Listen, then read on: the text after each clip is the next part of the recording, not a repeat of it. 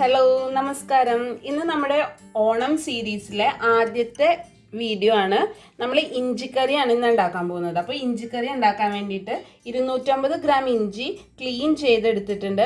നമുക്ക് ഈ ഇഞ്ചി നമ്മുടെ ചെറിയ ഗ്രേറ്റർ ഉണ്ടല്ലോ, എല്ലാവരുടെയും വീട്ടിലുണ്ടാവും. ഈ ഗ്രേറ്ററിൽ ഒന്ന് ഗ്രേറ്റ് ചെയ്തെടുക്കാം. ഈ 250 ഗ്രാം ഇഞ്ചിയും നമുക്ക് ഗ്രേറ്റ് ചെയ്തെടുക്കാം.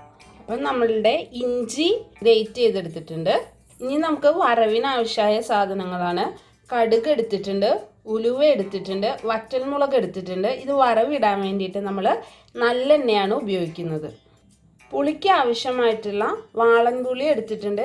ചെറിയൊരു നാരങ്ങ വലിപ്പത്തിലുള്ള വാളൻപുളിയാണ് ഞാനിപ്പോൾ എടുത്തിരിക്കുന്നത്. അതുപോലെ തന്നെ ആവശ്യത്തിന് മധുരത്തിന് ആവശ്യമായിട്ട് ശർക്കരയും ഞാൻ ചെറുതായിട്ട് ഗ്രേറ്റ് ചെയ്തെടുത്തിട്ടുണ്ട്. നമുക്ക് ഈ വാളൻപുളിയിലേക്ക് കുറച്ച് വെള്ളം ഒഴിച്ച് അതൊന്ന് നേർപ്പിച്ചെടുക്കാം. മുളക് പൊടി, മല്ലിപ്പൊടി, മഞ്ഞൾപ്പൊടി ഇവയെല്ലാം നമ്മളുടെ രുചിക്ക് ആവശ്യമായ രീതിയിൽ ചേർക്കാം. ഞാനിവിടെ 3 സ്പൂൺ മുളക് പൊടി, 2 സ്പൂൺ മല്ലിപ്പൊടി, കുറച്ച് മഞ്ഞൾപ്പൊടി അങ്ങനെയാണ് ചേർക്കുന്നത്. അപ്പോൾ നമുക്ക് നമ്മുടെ ഇഞ്ചിക്കറിയുടെ പ്രിപ്പറേഷൻ എങ്ങനെയാണെന്ന് നോക്കാം. അതിന് വേണ്ടിയിട്ട് ചൂട് കട്ടിയുള്ള ഒരു പാൻ ഞാൻ അടുപ്പിൽ വെച്ചിട്ടുണ്ട്.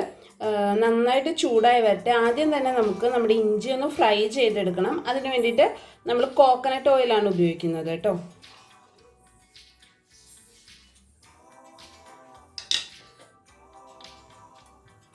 പാൻ നന്നായിട്ട് ചൂടായിട്ടുണ്ട്. നമുക്കതിലേക്ക് ഓയിൽ ഒഴിച്ചു കൊടുക്കാം.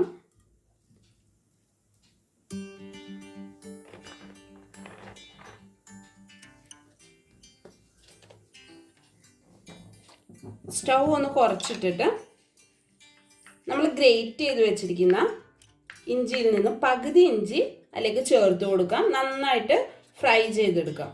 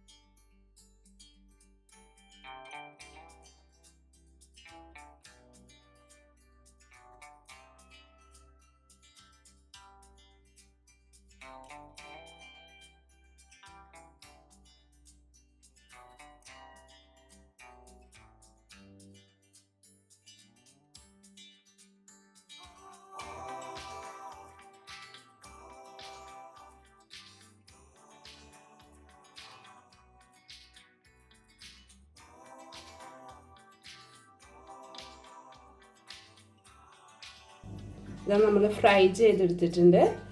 2 ട്രിപ്പായിട്ടാട്ടോ നമ്മൾ ഫ്രൈ ചെയ്തെടുത്തത്. അപ്പോൾ ഇത് ഫ്രൈ ചെയ്തത് മാറ്റി നല്ല ക്രിസ്പി ആയിട്ട് ഫ്രൈ ആയി കിട്ടിയിട്ടുണ്ട്. ഇത് ഫ്രൈ ചെയ്തത് നമ്മൾ മാറ്റി വെക്കുകയാണ്.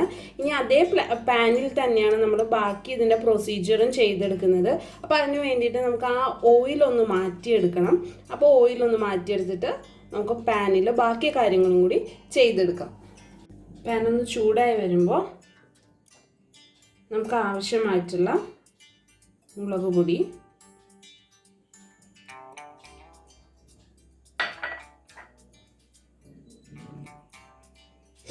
മഞ്ഞൾപ്പൊടി, കുറച്ച് മഞ്ഞൾപ്പൊടി ഇത്രയും ചേർത്തിട്ട് ഒന്ന് ചൂട് കയറ്റിയെടുക്കാം.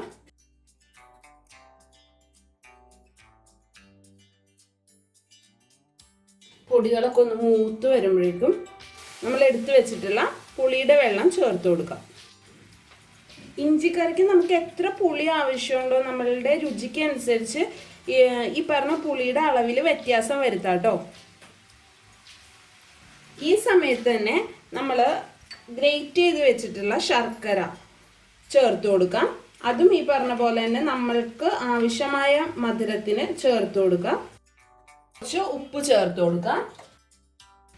ചെറു തീയിൽ ഇതെല്ലാം ഒന്ന് ശർക്കര ഒന്ന് ഉരുകി വരാനും അതേപോലെ തന്നെ പുളിവെള്ളം ഒന്ന് വെന്ത് കിട്ടാനും വേണ്ടിയിട്ട് നമുക്ക് വെയിറ്റ് ചെയ്യാം.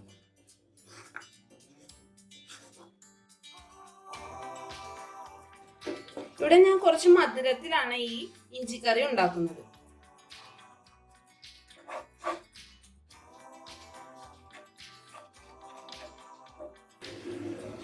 ഇവിടെ കുറച്ച് വെള്ളം കൂടി ചേർത്ത് ഞാൻ നന്നായിട്ട് തിളപ്പിച്ചെടുത്തിട്ടുണ്ട്.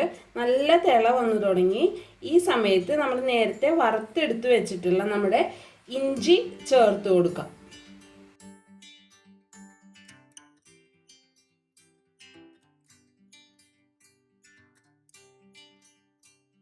നമുക്ക് ചെറു തീയിൽ അച്ചാറിൻ്റെ പരിവാകുന്നത് വരെ നമുക്കൊന്ന് വെയിറ്റ് ചെയ്യാം.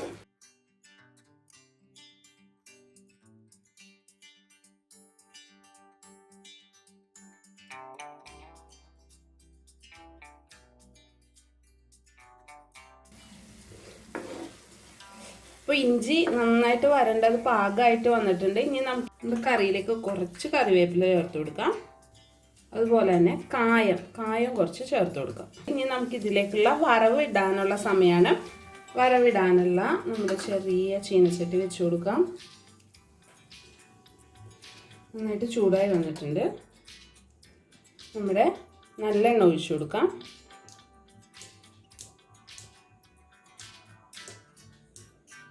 കടുക് ഉലുവയും ചേർത്ത് കൊടുക്കാം. വറ്റൽമുളക് ചേർത്ത് കൊടുക്കാം.